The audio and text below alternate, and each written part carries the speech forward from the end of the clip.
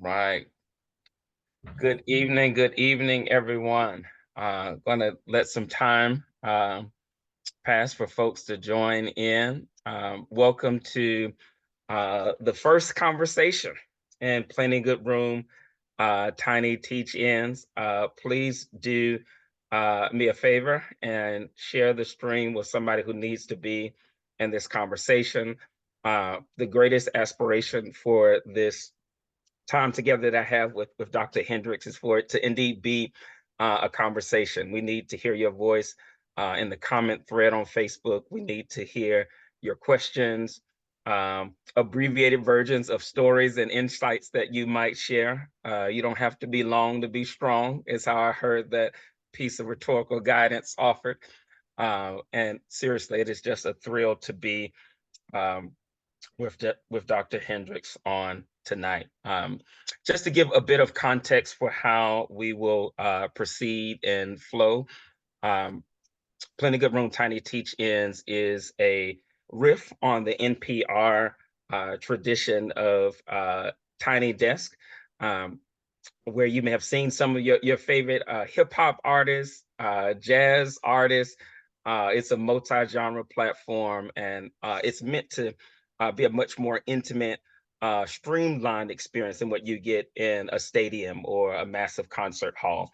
And then the teaching dimension, of course, is meant to be a riff on the movement tradition of focused, interactive, political education on key topics that can help instill a more actionable consciousness on critical issues that constrain our full experience of justice, of belonging, and so forth. Um, a part of the hope for the Tiny Teach-Ins is also to serve as a point of introduction for my third book, Plenty Good Room, which uses research, narrative, and argument to make the case for anti-imperial democratic socialisms. I say plural because there are multiple traditions of socialism, and it's important to have an appreciation for debate and for pluralism to keep a sense of civil liberty and deep respect for personhood as a part, I would contend, of the tradition of socialism.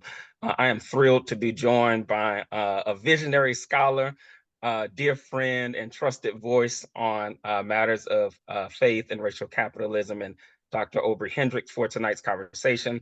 Among his many books and works, we could call the roll. I could pull them from the shelf or from his shelf, as you can see all the books adorning him. Politics of Jesus, Universe Bends Toward Justice. Even I don't know if we talked about this one, but your novel Living Water was a blessing to me. I first read it many moons ago. So thank you for that. Thank you. So good to be here with you. Now, Dr. Wilkes, I was so, brother. I mean, you've been brilliant for a while.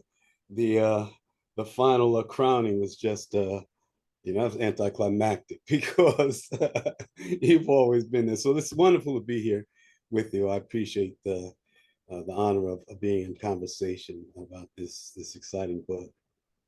Thank you so much, and I appreciate and receive all of your kind words.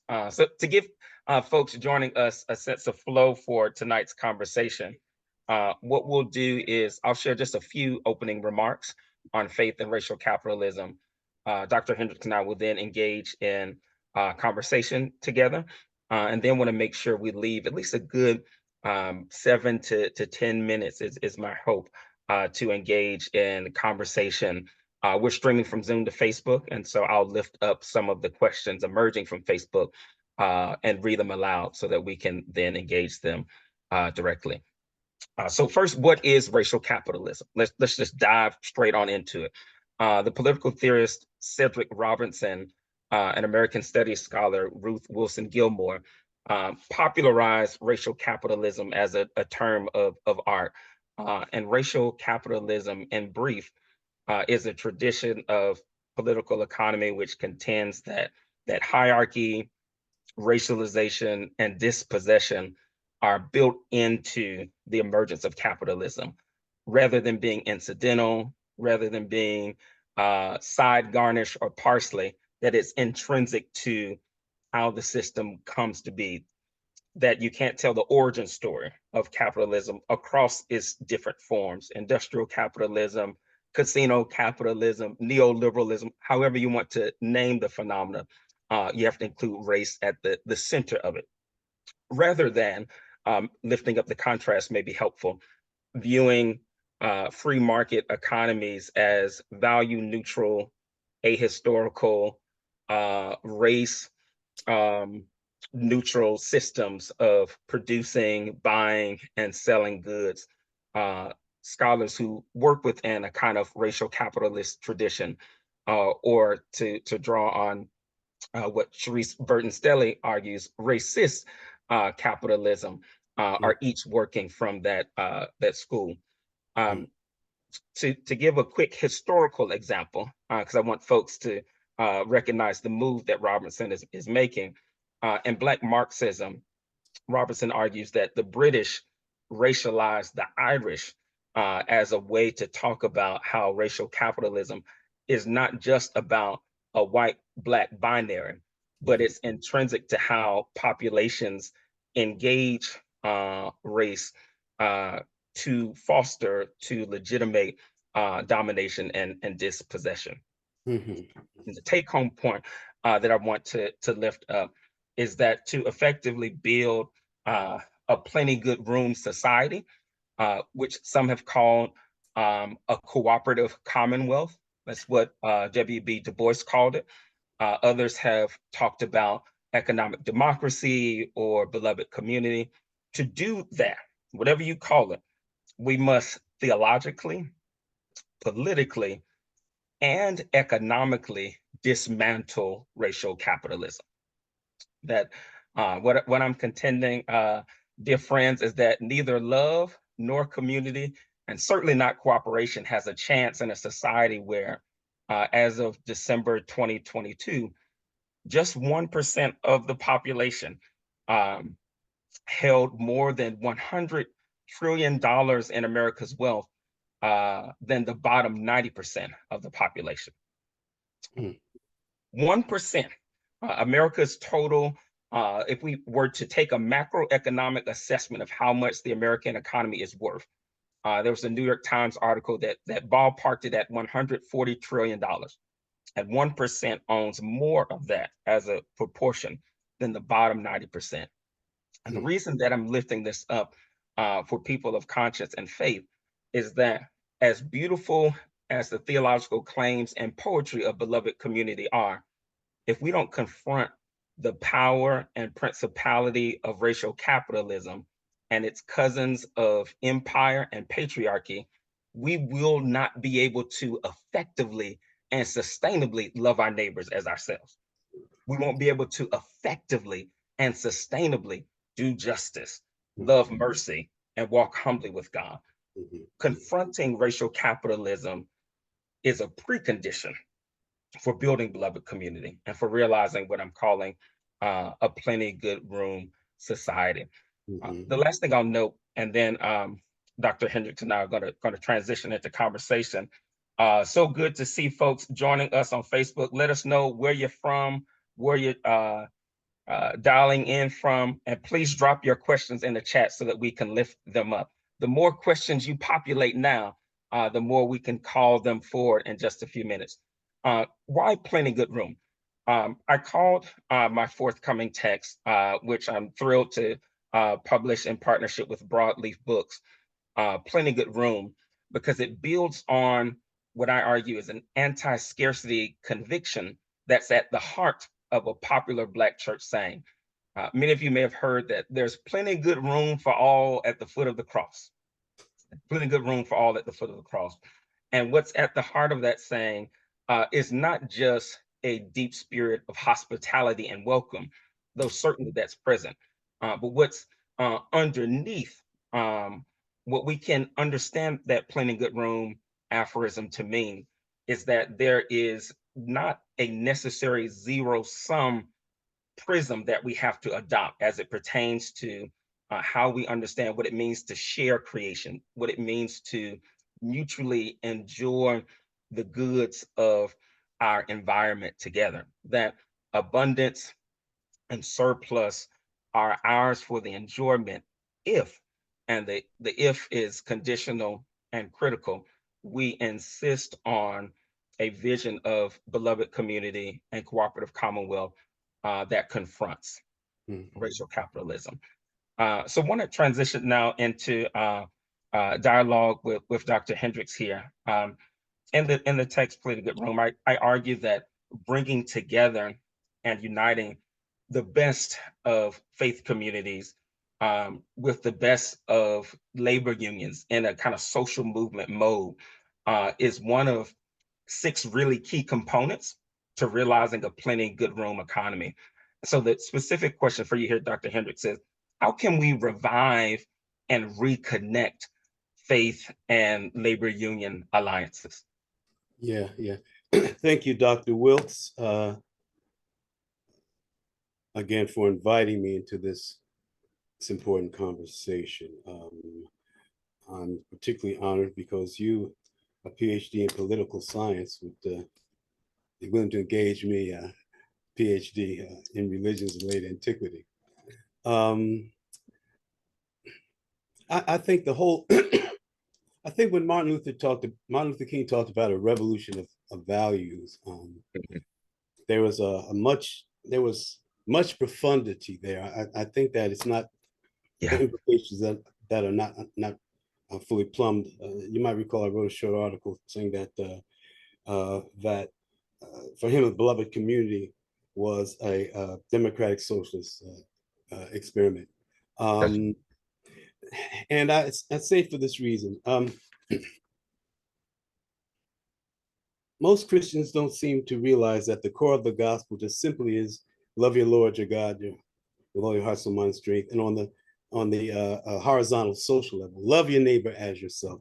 Um, the profundity of that is that it says that we are commanded to want for our neighbors all the goods of life, the freedom, the economic mobility, the liberation, you name it, to want them for our neighbors and their loved ones exactly as we want them for ourselves. But there's a further implication, and that is because since we all will struggle for those things for ourselves and our families, the implication is that we're commanded to struggle for the same for our neighbors.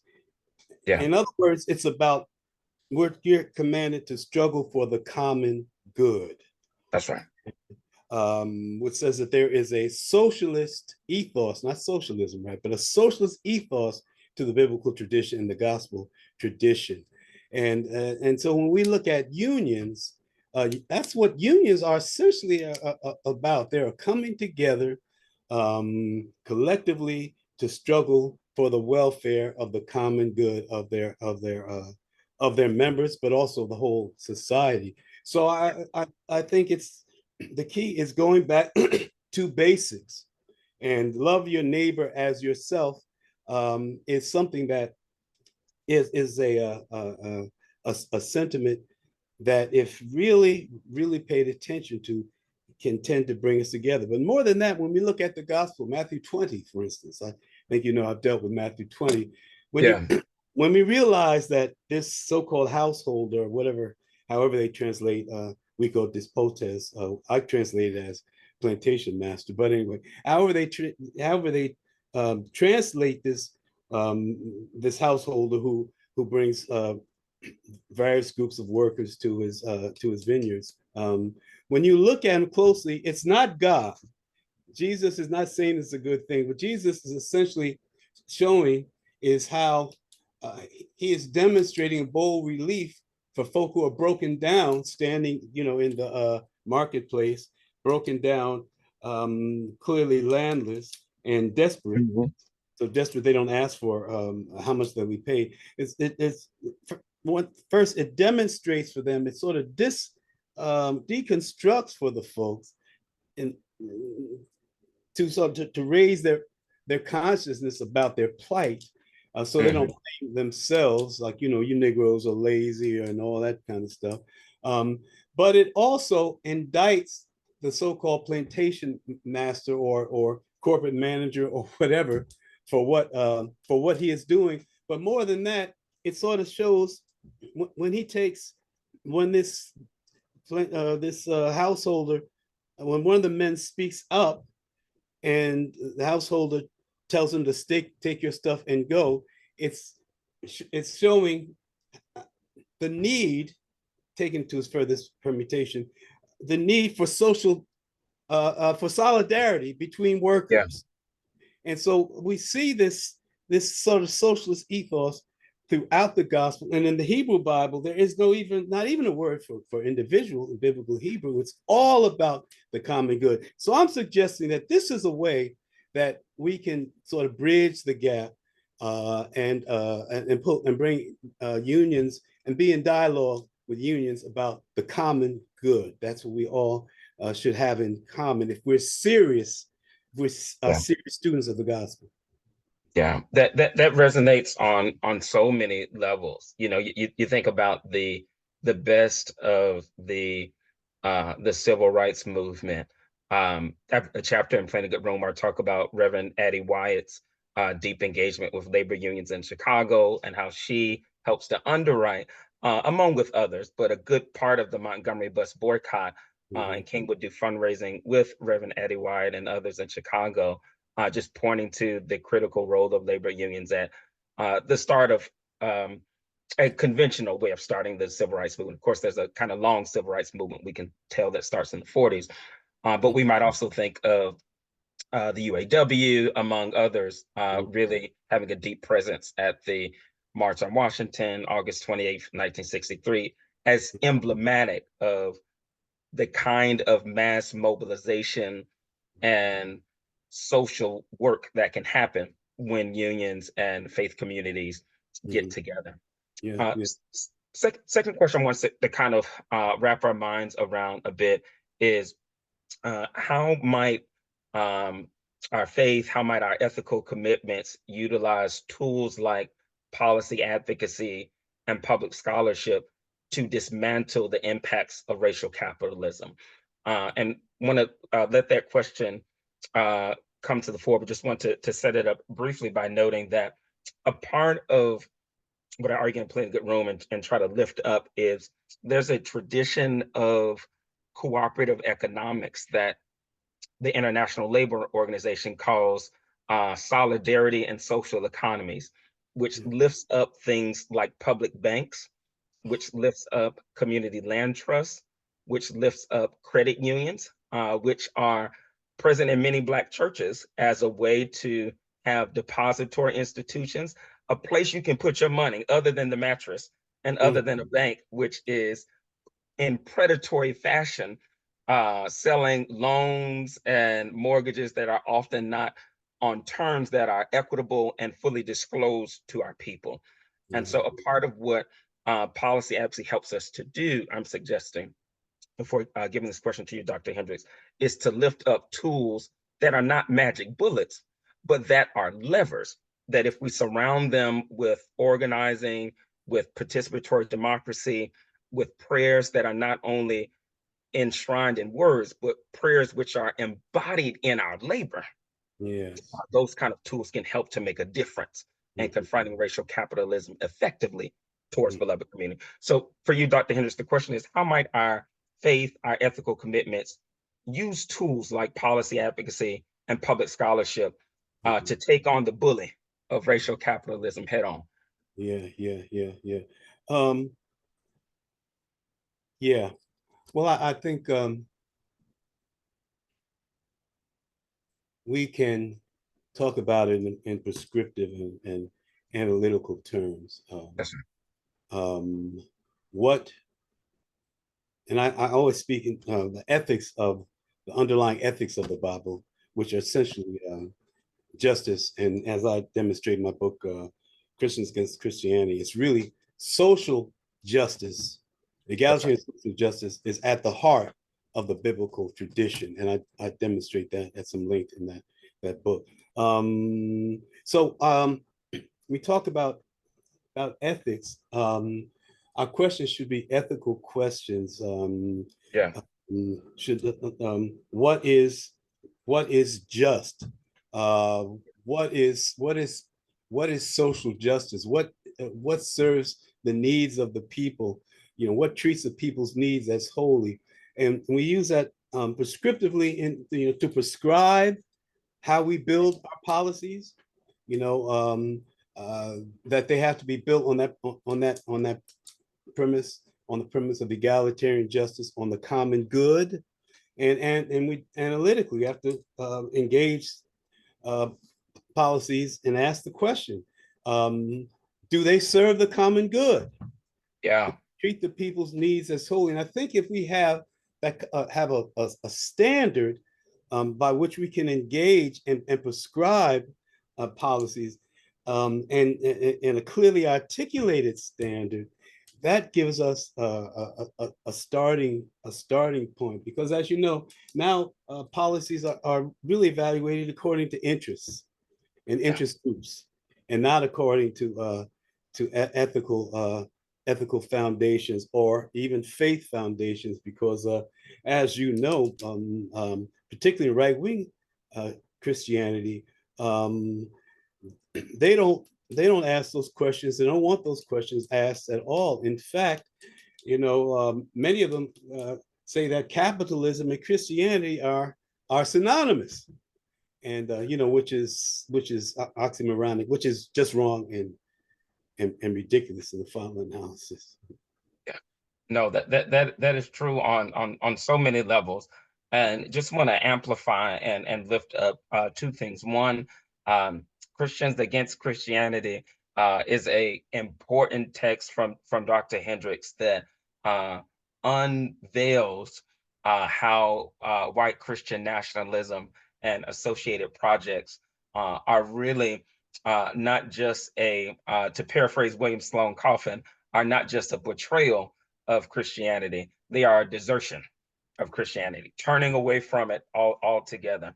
Yeah. But also want to lift up Dr. Hendricks' questions, because this is a teach-in, and don't want you all to just have a sense of the claims being made about faith and racial capitalism, but want to lift up in the spirit of inquiry and interrogative what Dr. Hendricks is calling us toward in terms of descriptive and analytical ways of thinking about the ethics of Scripture as they relate to how we think about our economy and our politics. For instance, do public policies that have estate laws and regard capital gains as something that's untaxable, and the federal minimum wage still being $7 an hour and 25 cents, which according to the National Low Income Housing Coalition, you can't afford a one-bedroom apartment anywhere in the country on that federal minimum wage.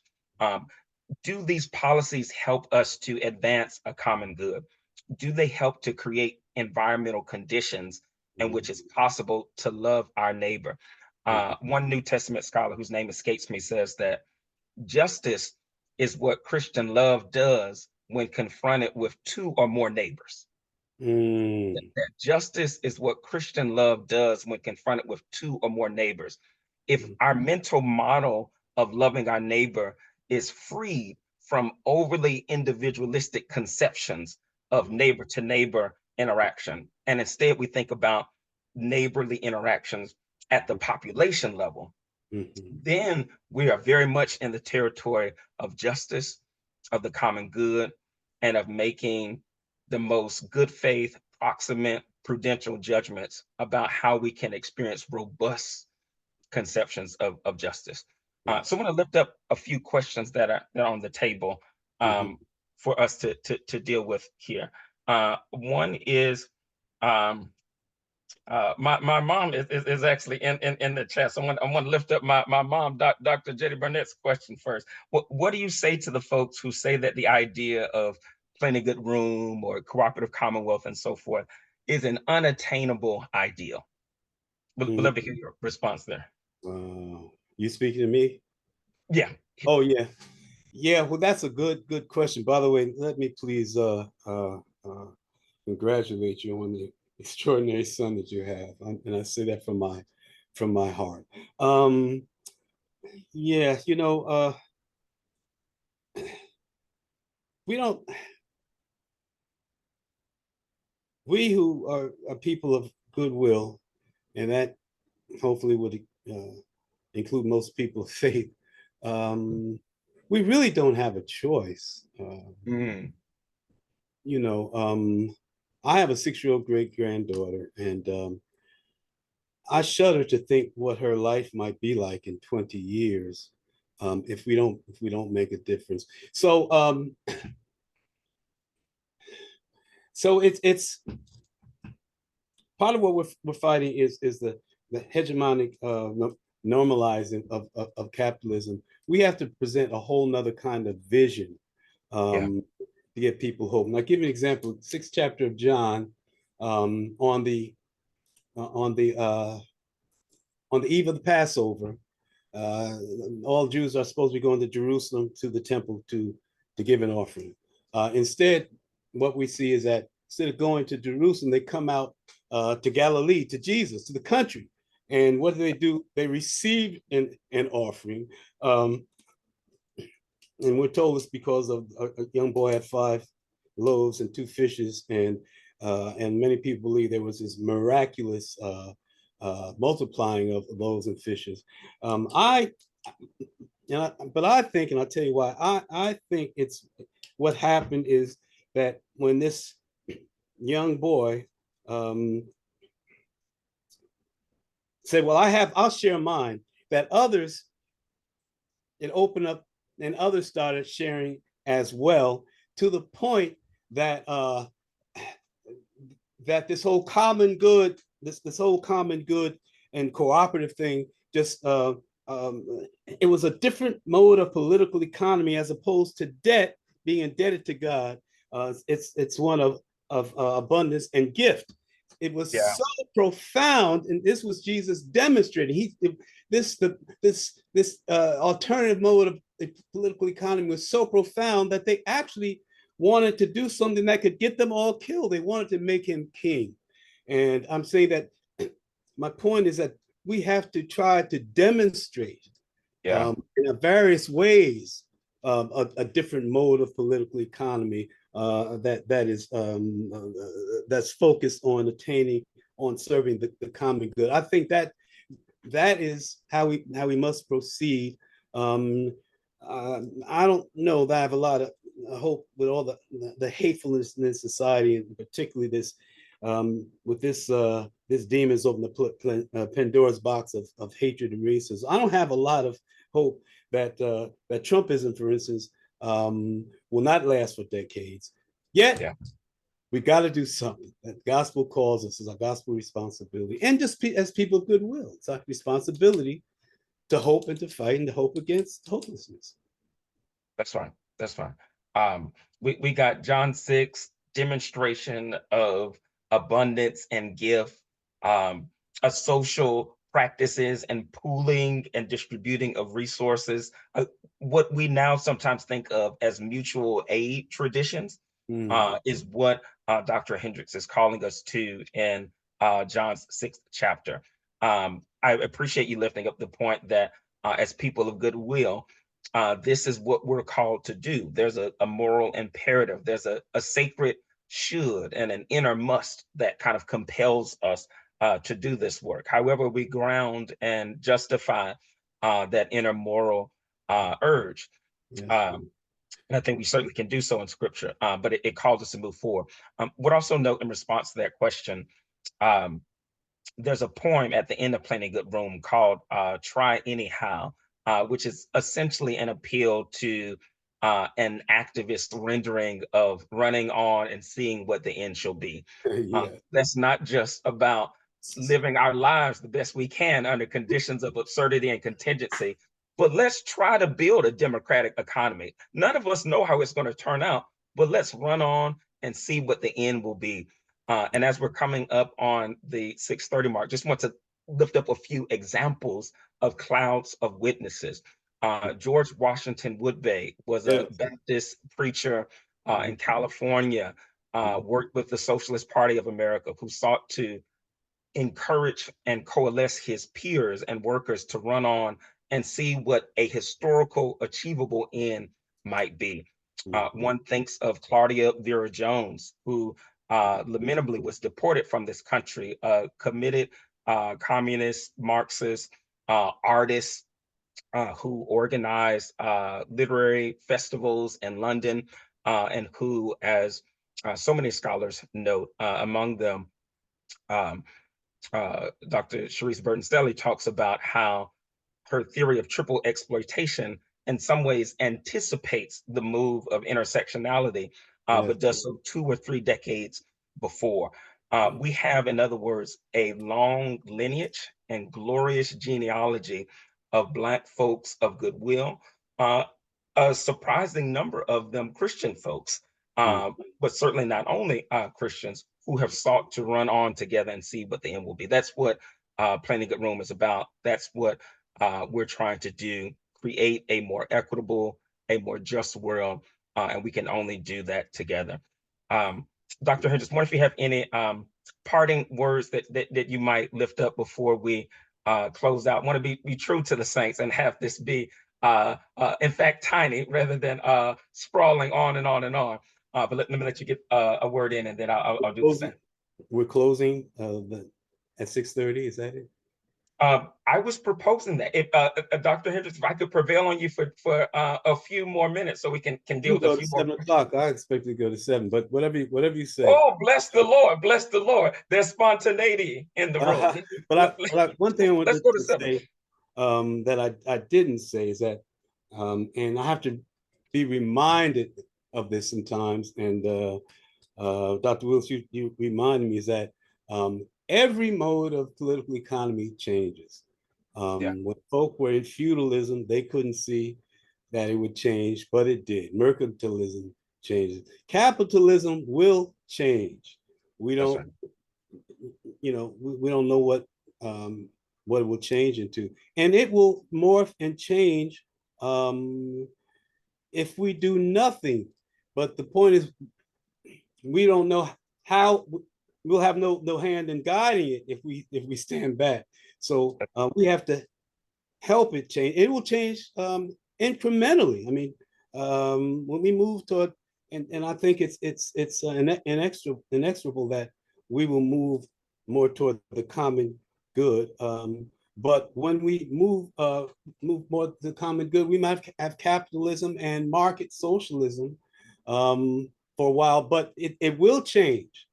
As Yeah, long as we remember capitalism and in many of its legacies in capitalist logic, it will be here for a while. That's natural.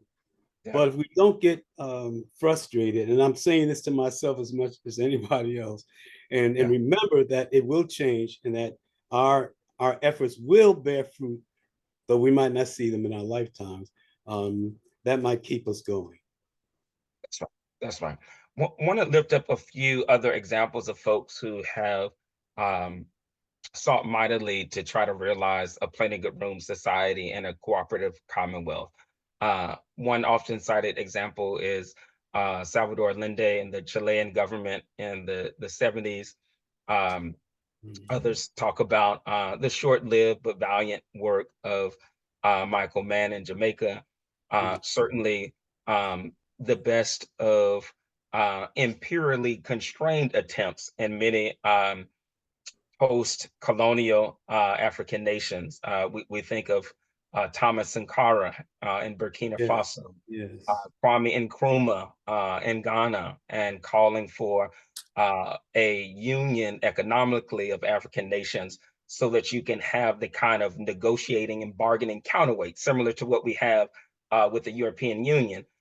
We'd be able to have much more leverage to abolish some of these unjust, racist debt service obligations that the International Monetary Fund and the World Bank, through structural adjustment programs, have imposed on our people. If the best, I'm not saying Nkrumah's tradition is perfect, but the best of his recognition that organizing is not just an intra-national matter, but it's an international and even continental matter, we could argue, to realize sufficient leverage and bargaining power for justice. I note that, hopefully with appropriate patience and slow citation, because we don't only have to look to Friedrich Engels and Karl Marx and important European traditions of socialism. There are Caribbean traditions of socialism. Dr. Katie Cannon, that's right, Ubuntu, right? We see Dr. Katie Cannon drawing on the work of Oliver Cox and Womanism and the Soul of Community to make a frontal case against capitalism. Point being, we have resources indigenous to Black diasporic traditions, even as there's nothing wrong, of course, with learning across context, across country, and across discursive and analytic traditions. Let me get another question on the table, Dr. Hendricks. Y'all, I'm so thrilled that we're going on to 7. We are quite literally running on and seeing what the end will be. Here's another person. Just very briefly. I saw Come this some time ago on the internet, I believe. It's a gentleman asked, he was at in an African society, in a particular village, and he assembled a group of young boys, and he said he had some kind of treat, and he said whoever for them to have a race, and whoever won the race will win the treat.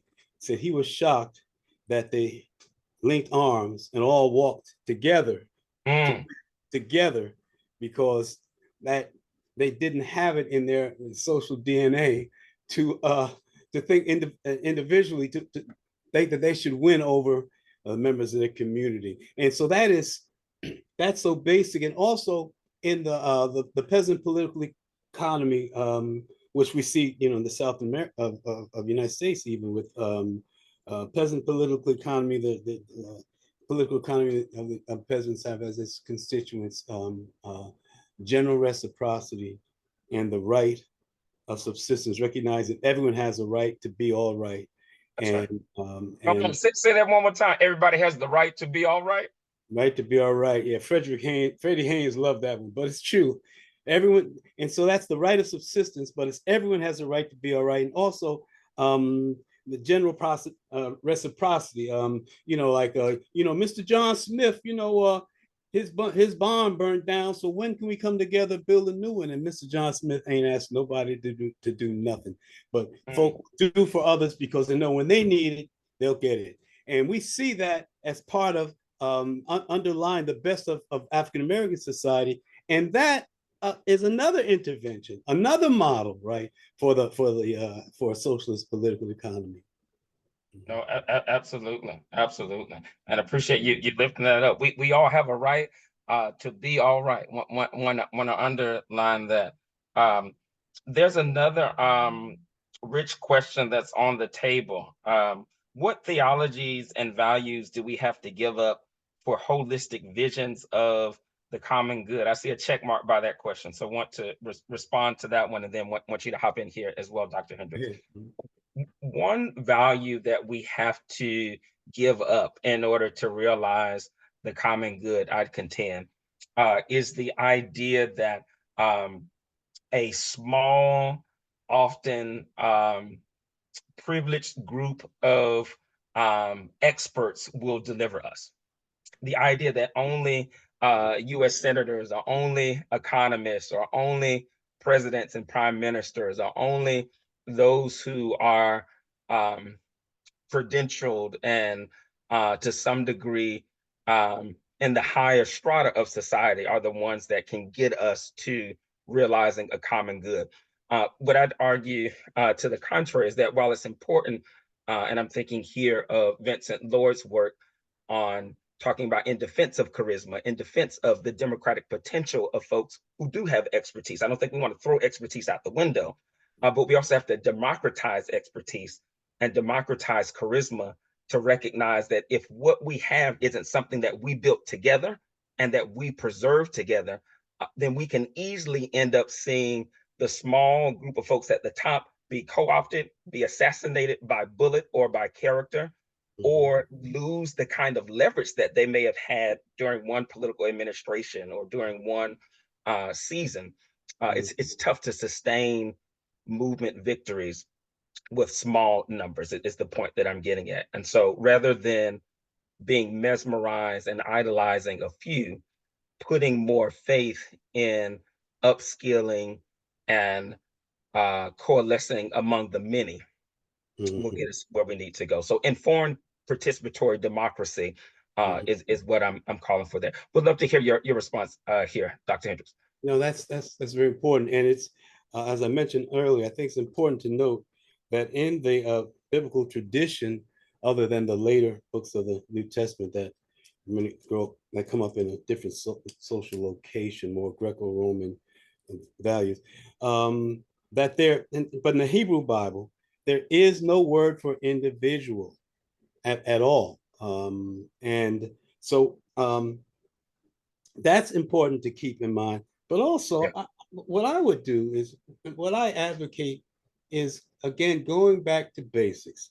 And I would go back to what Jesus says as the greatest of the greatest commandments and the greatest social commandments: love your neighbor as yourself. I yeah, also the way that the foremost mode of judgment that Jesus gives us in Matthew 25:31 through 46, which ends, as you have not done to the least of these, you have not done it to me, which is really, Jesus is saying that those who will go to heaven are not the ones, it has nothing to do with it, what has everything to do with whether you're trying to help somebody, whether you're trying, that we are to judge ourselves and others by whether we're trying to make a difference in society. And so what that says to me is that I have to step back away from the huge superstructure of orthodoxy and doctrines, some of which have no biblical basis, and focus on the heart of things, because all these doctrines, I mean, there are things that are ridiculous, like hallelujah is the highest form of praise. I mean, come on, man.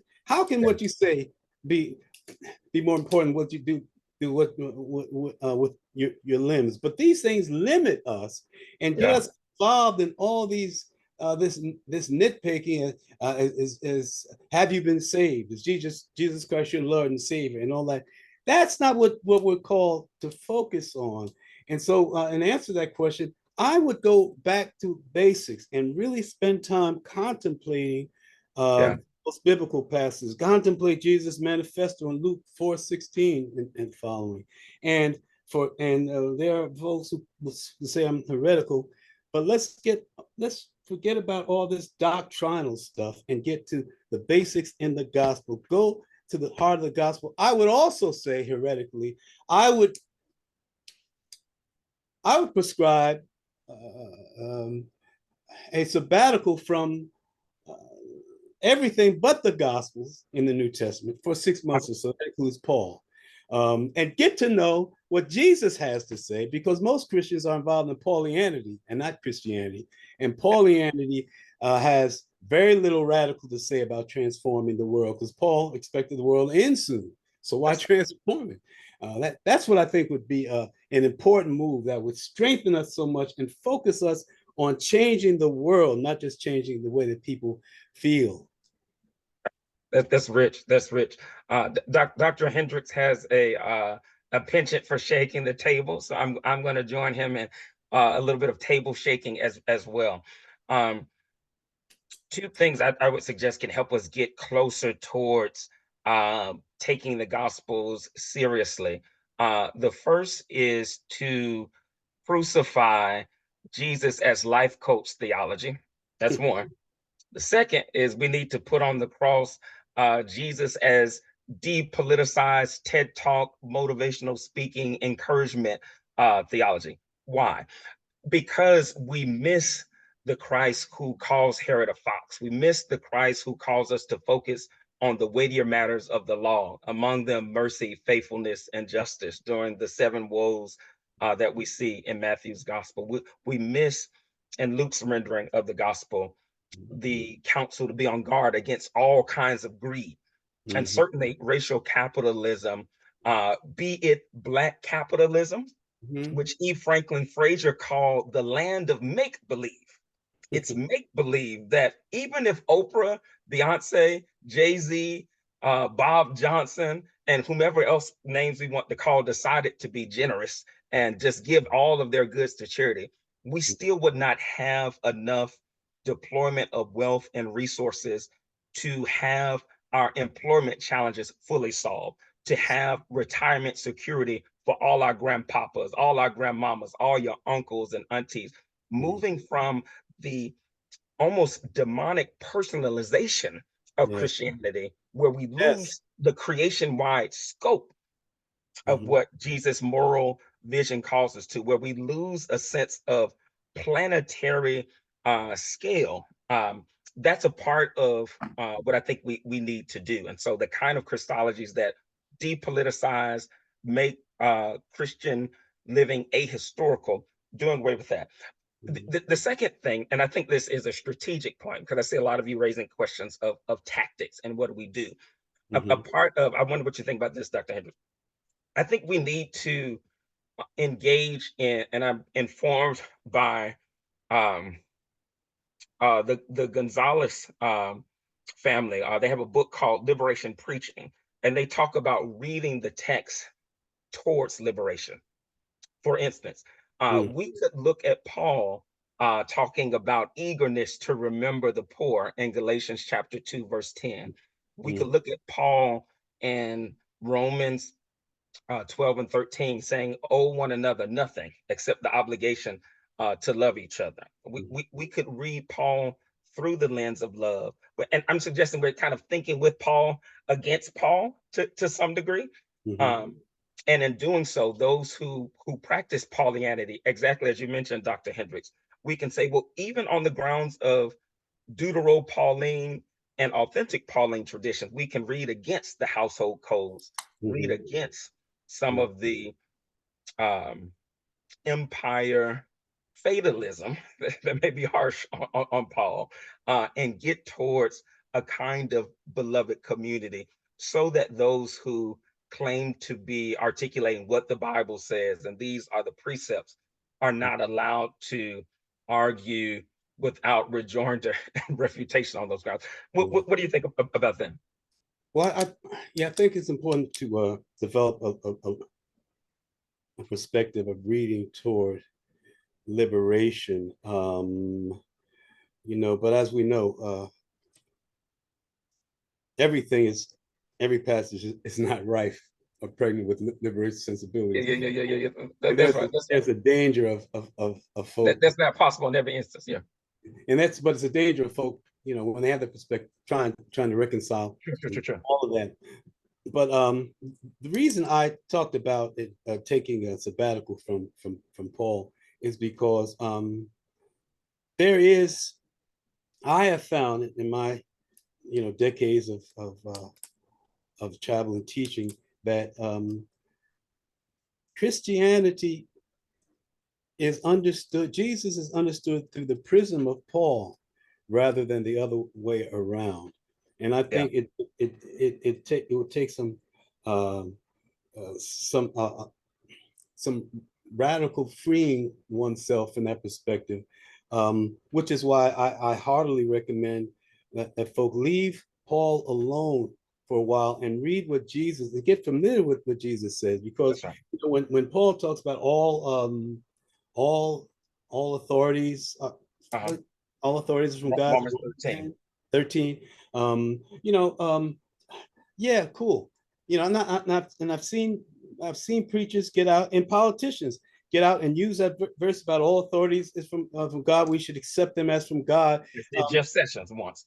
Yes, yes, to support an unjust status quo. But the question is, would Jesus hanging on the cross, tortured to death, would he say, yeah, well, these Romans, I mean, God is on their side. I mean, it makes no sense. But if we read 13, for instance, Romans 13 through the prism of the Gospels, we say, well, Paul meant well, I'm sure, but man, until the Lord reveals it to me, I can't accept that as consistent with the Oh, gospel message. So yes, develop a reading toward liberation perspective, but develop it by reading the with a weighted gospel. priority towards Jesus. Yeah.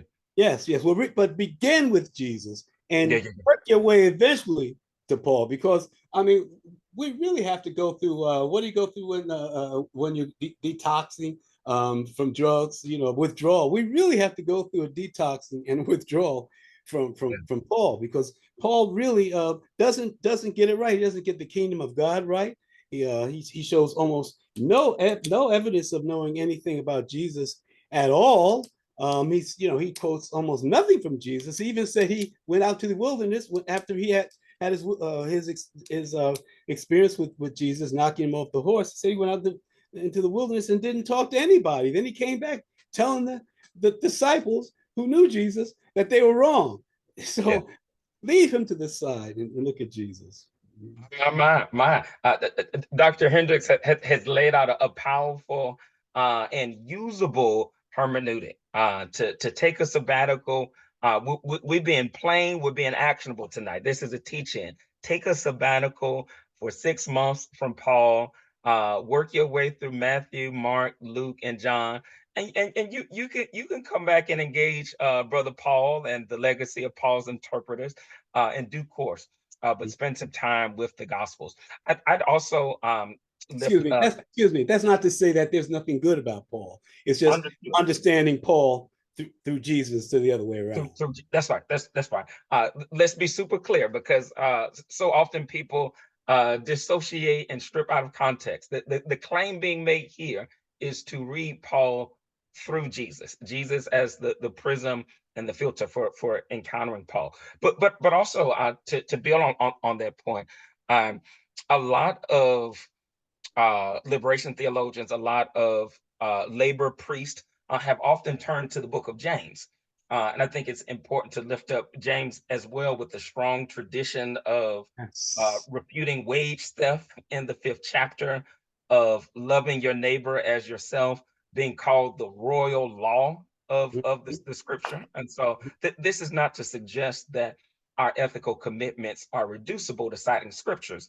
Mm-hmm. However, it is to suggest in the construction of themes and motifs that gesture towards what our obligations are to one another. Yes. We don't have to let invocations to Paul take all the air out of the room. Yeah. Mm-hmm. We can start with Jesus and go to other places. Love that question. There's a couple of questions on the table. One of them is, what has been the impact of charitable choice and other kinds of faith, by extension, I'm assuming, faith-based contracting and charitable engagement on our churches? And I can give an opening response there, and would love for you to weigh in also. I think it depends on how one engages in the work. Social service delivery and community development corporations, and some of this I deal with in my dissertation, have been at their best a response to local governments and foundations that have institutionally underserved, and in some cases abandoned, Black communities. And so having federal contracts or state level contracts that funnel federal money as a partial, not a fetishized, but a partial strategy that we use to make sure our folks can get access to the kind of housing assistance, the kind of employment support that folks need, is a stopgap strategy. The fuller strategy, I think, is making sure that community organizing doesn't fall out the picture by way of community development, one. Two, I think it's important to insist on what Ruth Wilson Gilmore calls a social wage, which is different than a living wage. A living wage is arguing that we shouldn't just have enough money to just barely get by. And so thus we need a family sustaining wage. Many labor unions, community organizing groups have been making that claim. They should. But Gilmore argues, along with a number of other economists, that a social wage reframes public programs and social policies as something that we deserve by virtue of what working folks, whether we're talking about work done in the home, whether we're talking about work done on the laptop, whether we're talking about standing on your feet all day and working, that a social wage reframes and renames Medicare, Medicaid, healthcare, infrastructure investments, while all these bridges are falling down, as something that we inherently deserve.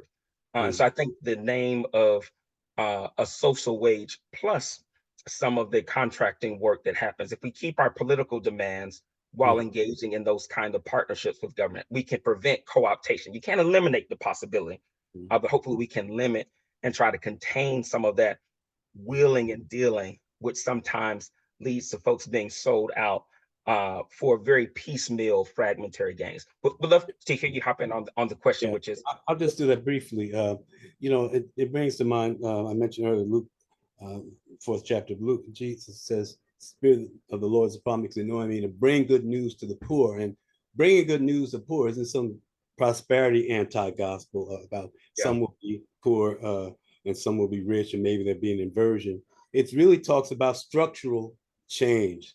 that's right. Good news to the poor is that the institutions, the policies, relationships, and so forth that make people poor and keep them poor. That Jesus was heralding that would change. So I think that I just want to insert that as onto the tail end of your very good answer, which I have nothing to add to at all other than that.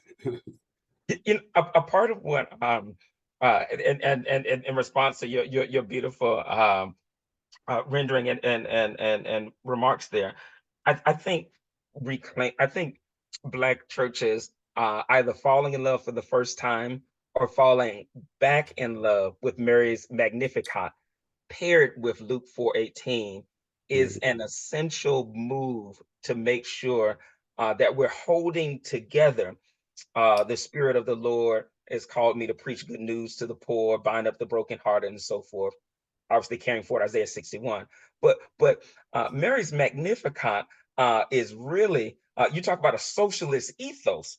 mhm, Uh, Brazilian liberation theologians, Peruvian liberation theologians, so many in our South American continental context, they knew that when you talk about the hungry being filled with good things and mhm, the rich being sent away empty, the mhm, mighty being pulled down from their thrones and the mhm, humble being exalted. mhm. Unless folks say that it's only talking about politics and social reversal, though those are all ethical, good, and noble things, I would add.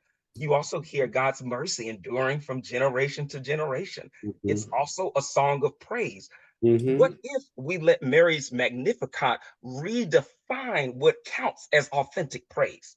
Yes. That's there you go. There you go. Because if we challenge the prevailing conceptions of praise and worship, Mary's Magnificat would suggest if we're not talking about the hungry being filled with good things and the rich being sent away empty, we have not yet truly begun to praise the God of liberation, of love, of justice, of equity. Wow, brother. Jesus See. and Luke Oh, 4 oof. and Mary's Magnificat and Luke chapter 1. That's a part of the hermeneutical and preaching, and because this is a teach in pedagogical emphasis that Mhm, can help us put mhm, a mhm, sense of robust, holistic economic justice back mhm. into our push for beloved community and plenty good room for all. That's the hope and the prayer, at least. Oh my God, yeah, brother. Well, I'm going to take credit for that. You're gonna hear that again. I'm gonna write that in my next book. But that is, oh man, taking that as a model for praise and worship. Absolutely. And because that allows us to have our full enthusiasm and our emotional and spiritual investment, but That's right. it's geared toward serving the common good, looking out for the least of these, loving our neighbors, all of that, and then yeah, coupling that with Spirit of the Lord is upon me, and only preach good news to the poor and liberation to the oppressed, which is where it should be.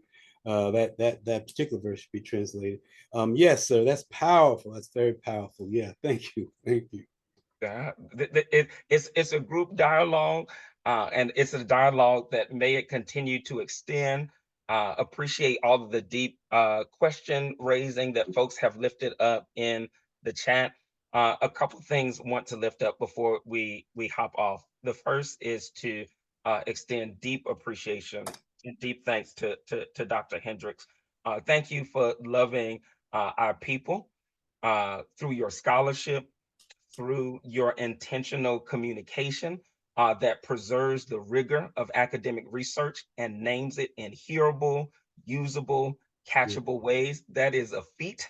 that is often attempted, not always actualized. So thank you on behalf of many who may not be able to say it to you in person. Um, Thank you. Secondly, want to invite folks as they're able to pre-order Plenty of Good Room. I dropped the link in the chat. Would love for folks to engage the material. Um, and Mhm. then lastly, would just lift up not only that word of thank you to you, Dr. Hendricks, but would conclude with um, a call for each of us. And I'm thinking of Reverend Dr. Martin Luther King Jr. here, who called us to be eternally dissatisfied. I'm paraphrasing, but hopefully responsibly, eternally dissatisfied with all forms of injustice, and Mhm. particularly those triplets, right, of capitalism, Mhm. racism, white supremacy, anti-Blackness, and all of the associated species. And Mhm. also, particularly in a time of um, what's happening in Gaza and the militarized policing in so many of our communities, Yeah. pushing back against that third triplet of militarism. We can do that best when we do it together. Yes, yes, we Dr. can. Yeah, I just in closing, I just want to commend you, brother, for talked about my engagement with the issues, but I've known for the last few years I've known you've been untiring and very creatively and energetically uh, um, engaging social justice and injustice, and you've done it through various genres. Um, and I'm so thankful that you are in the fight because you bring a perspective and a brilliance, and I marvel at your eloquence of communication. And I look forward to you doing many more of these. You have so much to say and to offer, and I cannot wait for this book. I shouldn't have to wait since I was on here tonight, but I'll I'll wait. and So, Dr. Hendricks. but brother, I love you and I admire you, and I'm so thankful for what you're doing. And I'm so glad you are my brother and my friend, and we're in this fight together. And I look forward to many other times standing shoulder to shoulder with you. God bless you, brother, really, and all that you're doing. Godspeed. God bless you too. Love you too, Dr. Hendrick. More to come soon, family. We'll be back here next Thursday, 6 p.m. Excited to have a conversation with a dear friend and brother, Reverend Nicholas O'Rourke, who is a pastor, who's a council member in Philadelphia, and who delivered the Working Families Party response to the President's State of the Union. God bless you. God keep you. Let's keep up the fight for love and justice. Amen. Amen.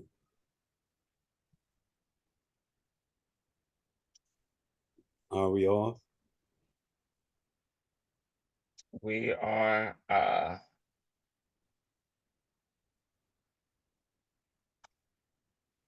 all right.